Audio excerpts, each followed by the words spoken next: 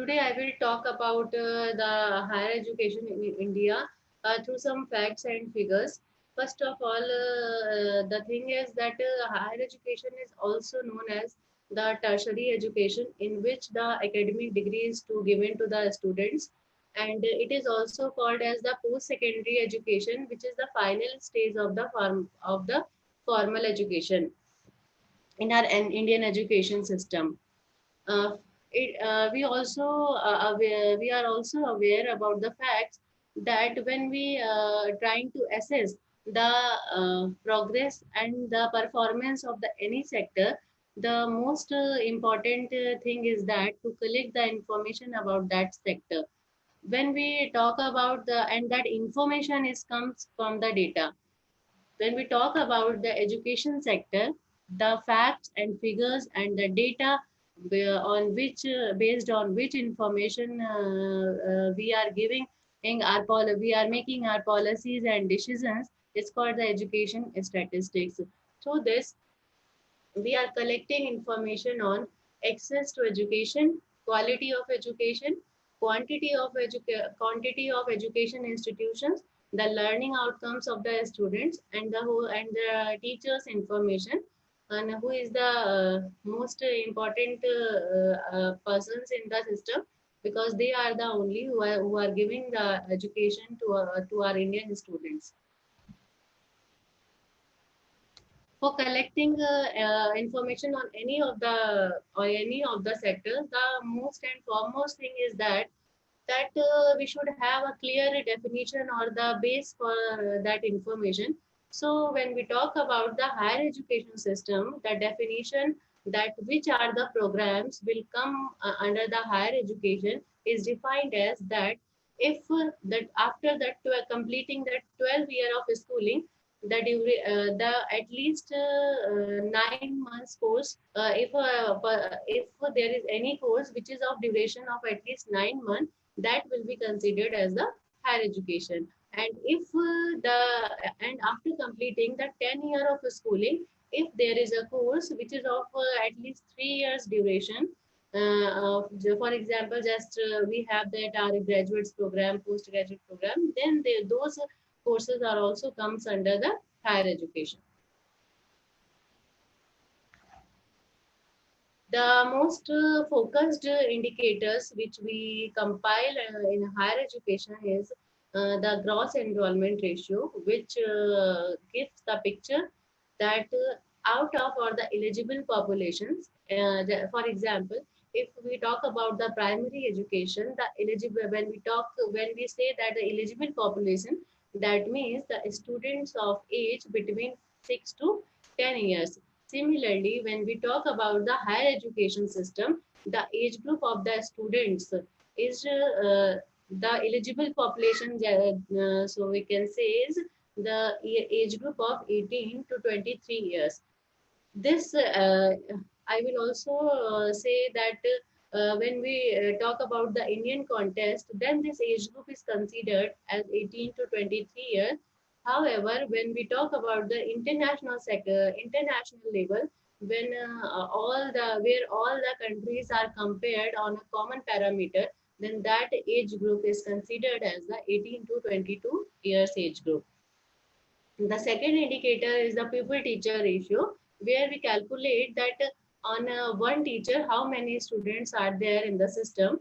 Uh, and the third foremost indicator is the gender parity index, in which it shows that how much parity in between the male and the female student. If this indicator comes out as a one, that means we have in the system the total, the exactly equal. We have the equal participation of both gender of the female of the student, that is of male and of female as well. Now, in this slide, I try to show the status of our country among our neighboring countries, in which I have mentioned all these are neighboring countries like China, Afghanistan, Bangladesh, Bhutan, Nepal, Sri Lanka, and Pakistan. In the slide, we can see that the India comes at the second number, that The India GER, the latest year available data is mentioned as 2018. So since all the countries' data is available for 2018, they all can be considered on a single scale. So India comes out as the second number. That is, India has a gross enrollment ratio is 28.06. However, China has 50.6, and other developed countries also. When we talk about the USA, and we can say about, we can talk about the Australia, their GR are very high. So the main reason about this, about behind this, that the our socio-economic conditions, our culture are plays a very important role in this. That that in India, the transition rate from senior secondary, that is 12th class, to higher education is not that high that these other developed countries have. Since we are there, we have the many of the exams or services after passing 12th class. So many of the students do not want to pursue the higher education. They want to come directly to the service. And this is also a fact that in India, after getting once we get a job, very few percentage of persons who want to pursue their education further, they just stopped just getting the job, just after getting the job. So these many are the causes behind this, that the India GR is low as compared to the other developed countries. However, when we talk about the neighboring countries, apart from China, India has the very high GR as compared to the other countries. Here, I want to share some of the initiatives of the government, or on behalf of the MHRD, that to increase that participation in higher education of the participation of the student in the higher education. There are various schemes have been launched, and we are trying to attract more and more the student to join in higher education. So for that, only few institutions in India are offering the distance learning courses. So through UGC regulation, we are also issuing a new uh, regulation, that the are reputed institutions, they also, so that they can also offer the open and distance learning. So that the students who are not able, are not in the position to join the regular program, they can also go for the open and distance learning courses. At central levels, we can say that we have only one open and distance learning institution, that is Indira Gandhi National Open University. So, and the second is that through computer learning, that is through ICT technology, there are two or more portals like Swayam, and we have also for engineering courses, we have also a NPTEL portal, in which we are offering through digital learning. So if someone wants to learn about some topics, there are various topics and on various courses are available on these portals, through which also we try to attract the students towards the higher education. And the third is that the opening of more centrally funded institutions, that we all know that we have a very limited number of institutions, reputed institutions like IITs, IIMs, and NITs, triple ITs. So AIMS. So when the admission in these institutions are started, there are many applications for admission, but only few students are getting selected in these institutions. So we are also opening some new institutions also, so that more students can be accommodated. And the next is the very well known scheme, the Rashtriya Uchtar Shiksha Abhiyan, in which the financial assistance is given to the states and the institution to build with a more good infrastructure, to give the category of the autonomous colleges to the universities, or the concept of cluster college of universities, for in which some of the colleges are merged and make one university. and also it gives a fund to the underserved areas institution to build up their infrastructure. And also we have launched many of the scholarship schemes to the students, so that the students who are underserved or they are not, they don't have the facility to join the in higher education, we are giving the scholarship to that students through National Scholarship Portal. Not only MHRD have a scheme for this on this portal, all other ministries, for example, we have a tribal ministry, we have a minority affair, they all are offering a scholarship to their students through this National Scholarship Portal. Now, as we have earlier talked about all these information, the base of all this information is the data. Now, I will discuss about that from where we are getting these data. So, from 10 years back, MHRD has initiated an online survey, that is All India Survey on Higher Education, to collect the information on higher education institutions in the country.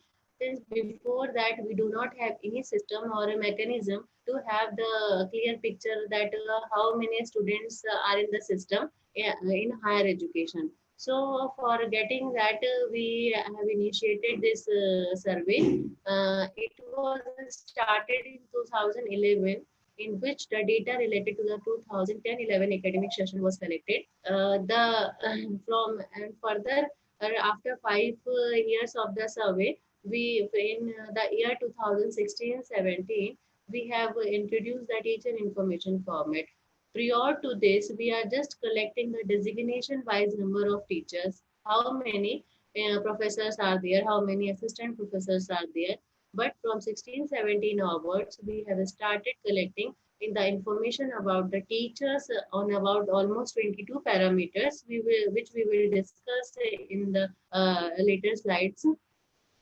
And this whole survey is conducted through a dedicated web portal, that is aisha.gov.in, in which this survey we are conducting on annual basis. For that, the format which is designed to conduct the survey is called as data capture format. And to collect the teacher's information, with the format we have is the teacher information format. For conducting the survey, since there are very much diversity in India, so all the, we cannot put all the institutions to one category. So we have classified all the higher education institutions in three categories. First, we have kept the university. In university, we kept all the national public universities, private universities, deemed universities, and also we kept in the all the institute of national importance, the centrally funded institution, which we can say the IITs, NITs, IIMs, and triple ITs, AIMS. All these we have kept in the university category.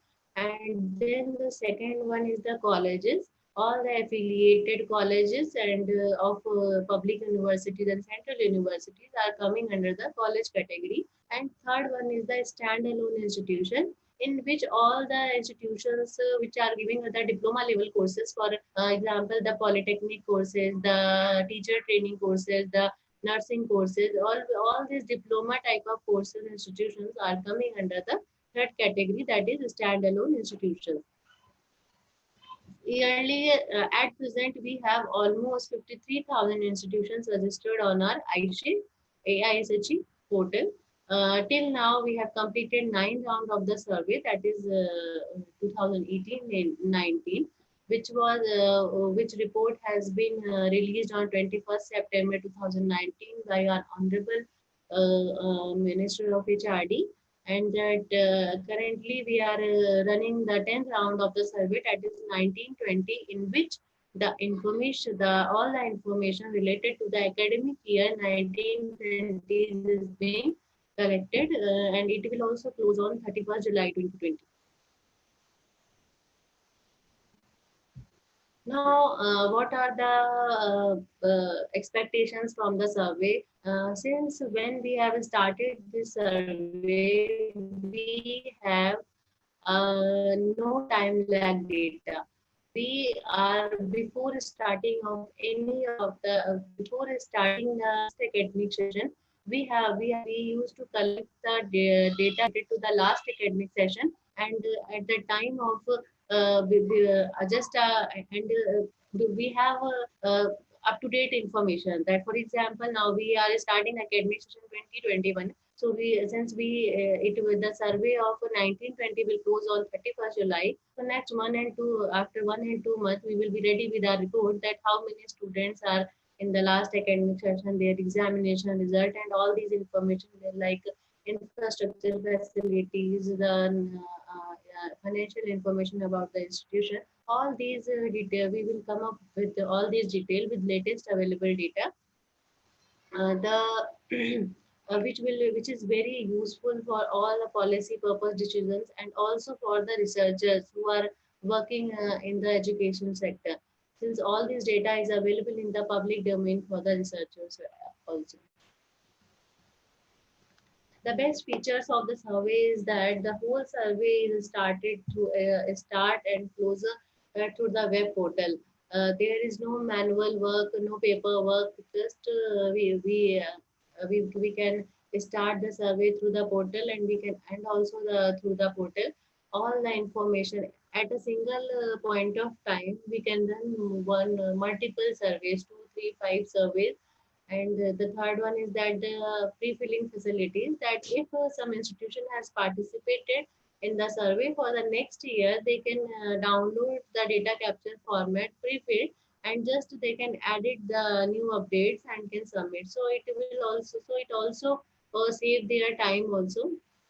And through the portal we can send mass emailing to all the our nodal officer. All we can send SMSs. We have updated directory of the institutions in the country.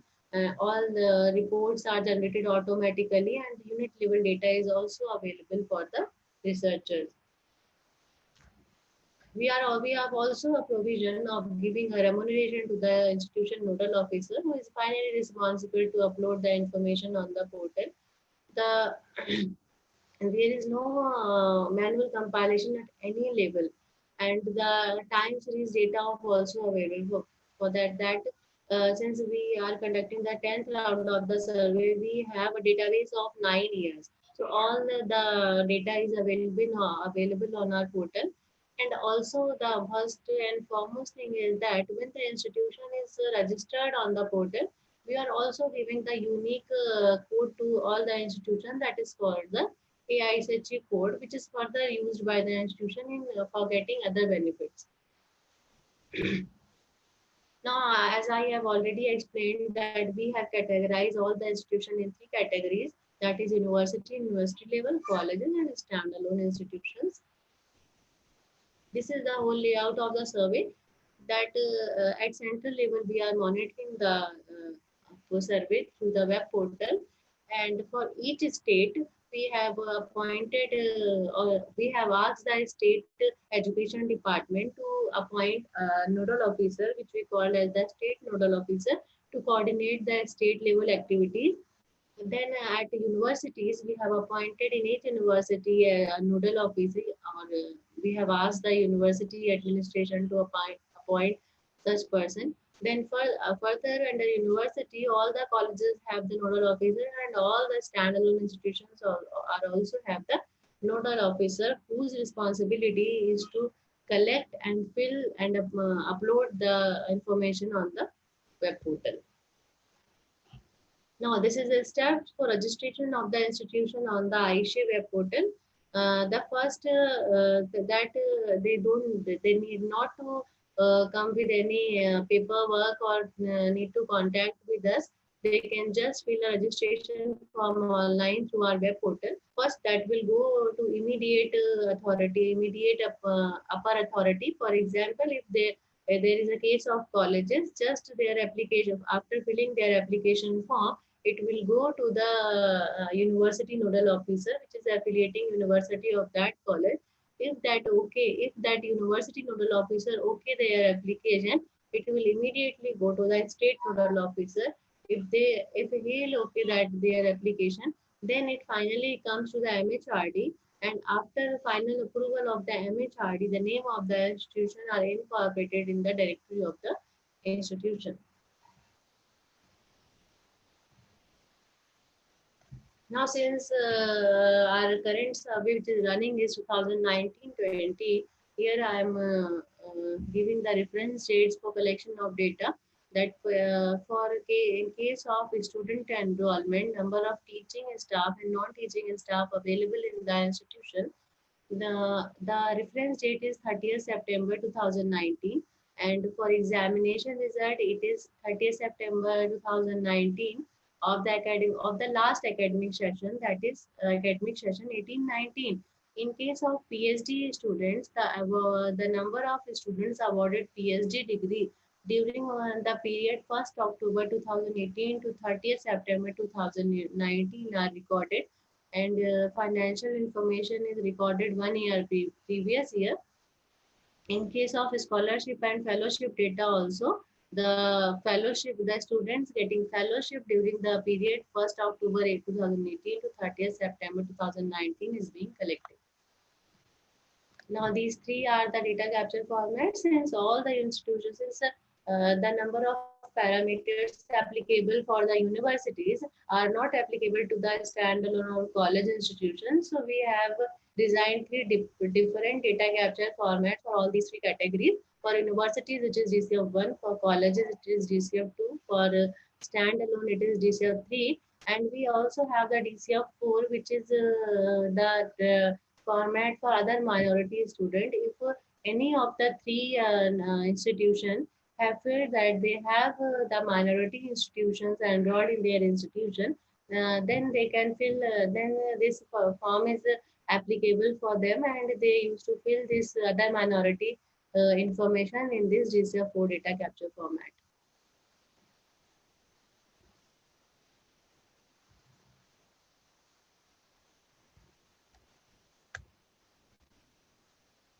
Now, the broad information collected on these broad parameters, the basic information in which all the details of the institution, their website, their head of the institution name, their state, district, latitude, longitude, their pin, their address, and all these details comes under this basic information section.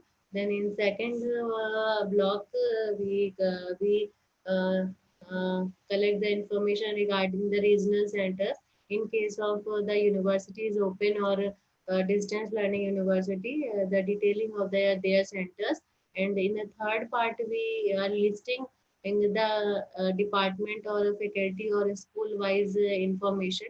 The fourth one is for staff information. Earlier, the both teaching and non-teaching staffs are covered under this, but from now we are just collecting here the non-teaching staff detail, and for teaching staff we have the another format. And the next is the number of student enrolled. So we collect number of student enrolled level program wise. Also the category wise data we are collecting, and the minority, other minority students also.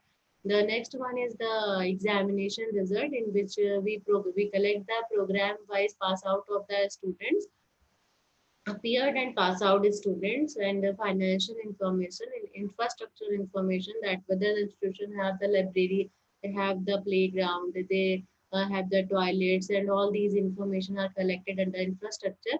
The next is the scholarship loan. The how many students are getting a scholarship, the accreditation of the institution. The next is the offshore centers of the colleges or the institution. If some universities have their centers offshore, then their details are coming under this. The next regulatory information, in which the information related to the UGC regulations, that for example that whether institution is coming under the UGC regulation 12F2B, then these information are collected under this. This attachment section has been made to attach the teacher information format. After filling the complete information format, they just attach here and upload the information. Apart from all these information, if institution have any other information, they can write that in the remark column. Now, this is the detailed data capture format. So I'm not for basic information detail we collect so this many information that when institution has been established, when declared at university, their complete postal address, vice chancellor detail, their nodal officer detail, location, type of the institution, the if they have any staff quarters, and all these information comes under the basic information. Then next one is the regional center detail, that is block 1B. The third is the detail of faculty department, listing is done here. And then the staff information in which we the this e-form is downloaded separately, and non-teaching staff's detail are covered here. Next is the enrollment, in which level program, broad discipline group. In all these parameters, the enrollment is collected for both regular and the distance mode students. Information is also collected on foreign students' enrollment, the examination result, financial information. Financial information is collected on the income and expenditure items, infrastructure detail on this playground, auditorium, theater, conference hall, health center. On these all these parameters, then the scholarship and loan and accreditation related information, the off centers information, offshore centers information, and at last we are also taking an undertaking of the head of the institution. In case of university, it is vice chancellor. In case of any centrally funded institution, it is director or any designation. They just certify here that whatever information they have filled in this format is correct as per their knowledge, and there is no ambiguity in the data. Now this is a teacher information format. I just show that this is almost 22 parameters on which data is being collected. All the details of the teachers. Just this idea, we came up with this idea just to create a comprehensive database of all the teachers which are engaged in the higher education institution.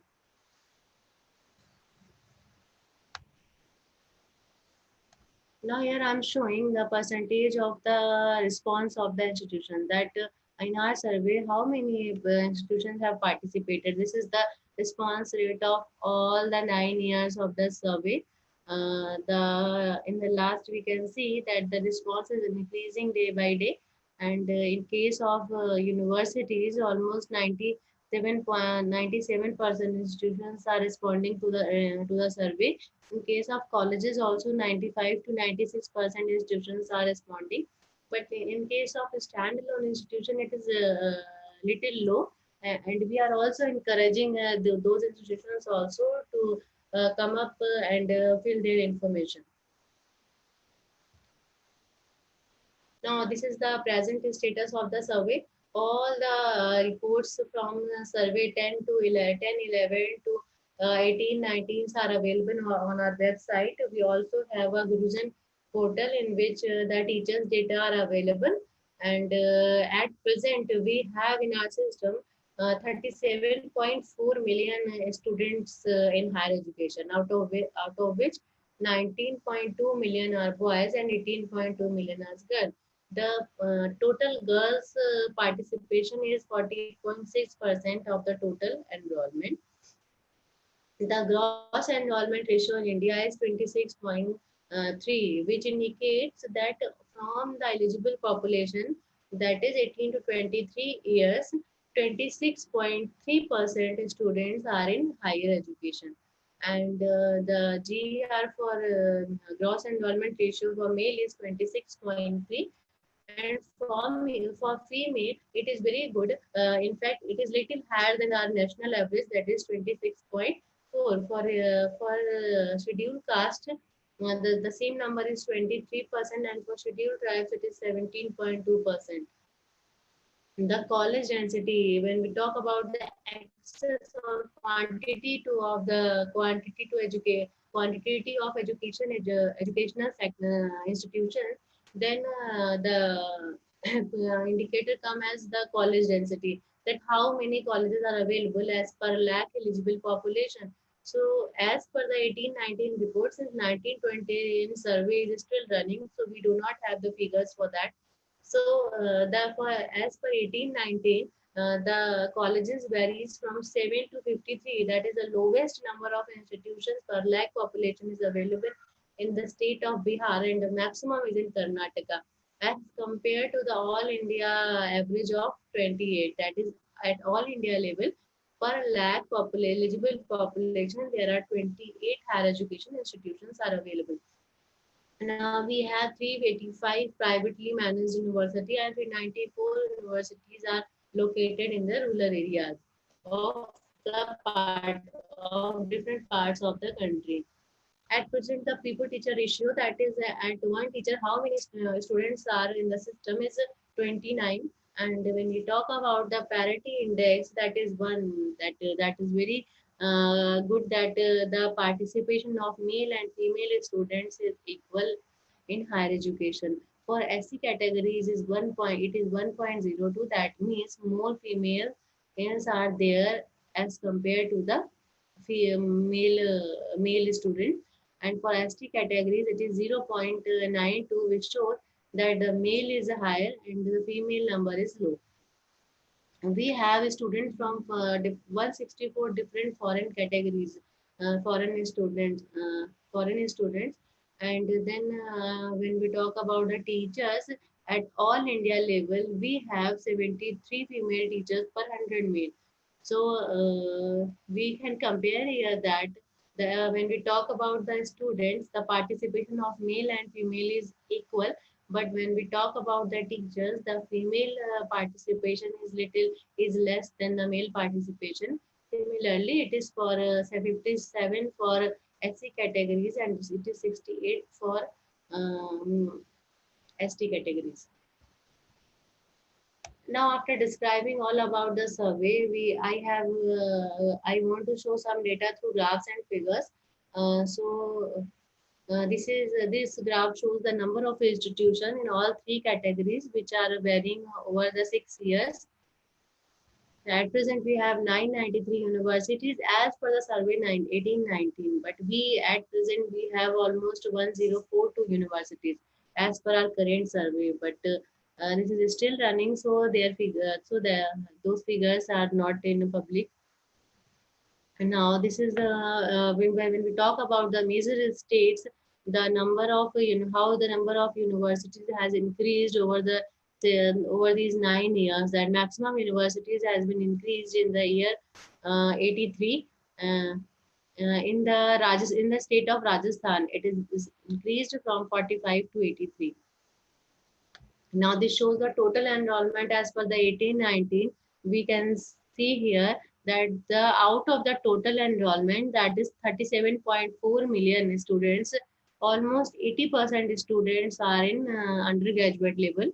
Then only 10.81% are in postgraduate, and that MPhil and PhD number is very low. And we have other like postgraduate diploma courses, integrated course, certificate course. All these category comes under this 8.90 percentage. This also shows how the enrollment has increased over the year. That we started from in 2000. This is from 2011-12. That at that time the enrollment was 2 crore 91 lakh 84,331. However, at present we have 3 crore 73,099 1,388 students in higher education.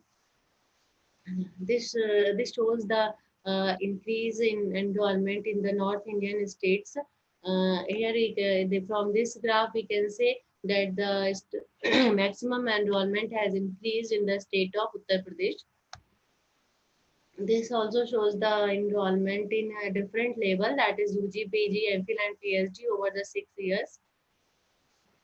This graph shows the category-wise gross enrollment ratio. That is this, we can say that we have in case of all we started from 9.4 and now we reached 26.3. And similarly for SC, it varies from 13.5 to 23, and for ST 11.2 to 17.2. This shows the gender-wise GR, in which we can here see that the female participation in 2010-11 was only 17.9, which has now increased to the 26.4, which is a very good indication. Now this shows the category-wise number of teachers. The total teachers at present, as per the 1819 survey, we have 14 lakh 16,299. We can see here that the number of teachers have decreased over these 2 years. This is just because they are actually not decreased. As I explained, that we started collecting the data, detailed information on teacher from 1617, so in which Aadhaar number was mandatory just to identify the exact number of teachers in the system. But many of the complaint and many of the responses from the teachers we received, that they do not willing to share their Aadhaar number. So that is the reason that they not share their information. So institution was not able to upload that on the portal. So this number is just showing as decreased. Actually, it is not decreased. There may be more teachers in the system. Shows the post-wise teachers over the 5 years. We can see that we have in the system maximum number of assistant professors. That shows the green color. Now this graph shows the number of foreign students in our country. At present, we have 47,000. 1 second. We have 47,427 foreign students from 164 countries. Now, these many states have foreign students more than 3,000 in the numbers. These are the prevalent courses in which we have the maximum foreign students, the BTech, BBA, BCA, BCA, and BA. And these 10 top countries from where we have most of the foreign students. The first number is Nepal and all these 9 countries. Now in this I try to show you the pattern of the enrollment from regular and distance mode. In both we can see that in regular mode also the maximum number of students is at undergraduate, and in distance also the maximum number is undergraduate. But when we talk about the postgraduate course, in regular it is 9.78, however at distance 25.15.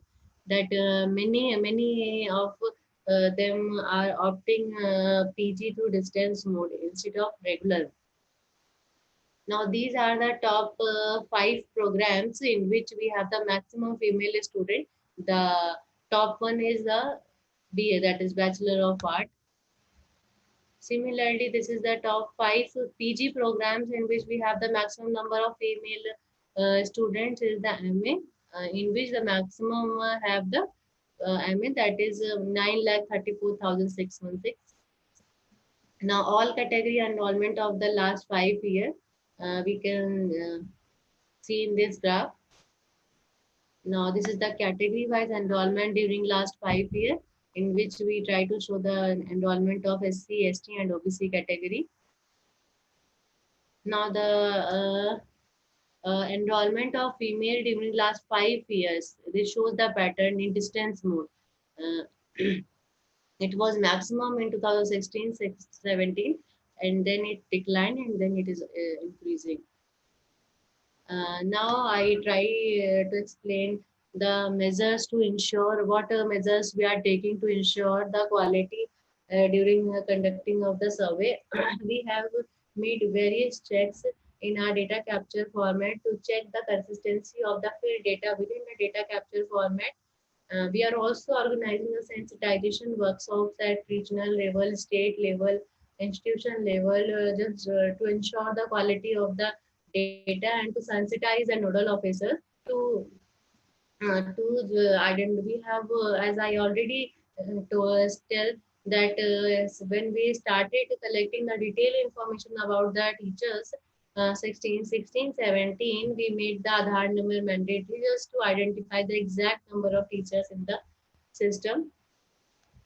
Now, we are also doing a scrutiny time to time during the course of the survey, and if found any ambiguity, we immediately contact to the institution just to rectify the issue or give the explanation about that. And next, as I said, that the institution head is ensuring us that they have uploaded, filling and uploading the correct data on the web portal. We are also organizing the technical sessions for the nodal office, newly appointed nodal officer who are not much familiar with the portal. So just to clarify their issues, we organize technical sessions, and we also have a dedicated help desk number through which we are continuously guiding the nodal officer in case of any technical issue through on the Aisha portal. Now, these are the users of the Aisha portal. As I said, that while during the registration, we are giving a unique code to the institution that is called the AISHA code. That is used in the National Scholarship Portal. That if any institution does not have this code, their students cannot apply for the scholarship on the National Scholarship Portal. And also, various state governments have also implemented the same for their state level scholarship programs. And this is also mandatory for National Assessment Accreditation Council, that is NAC, that if institution is applying for the NAC accreditation, the NAC is also asking for the certificate that if institution is uploading data on the Aisha portal, we are giving certificate to the institution. So NAC is asking for that certificate and also matching their details with the uploaded information.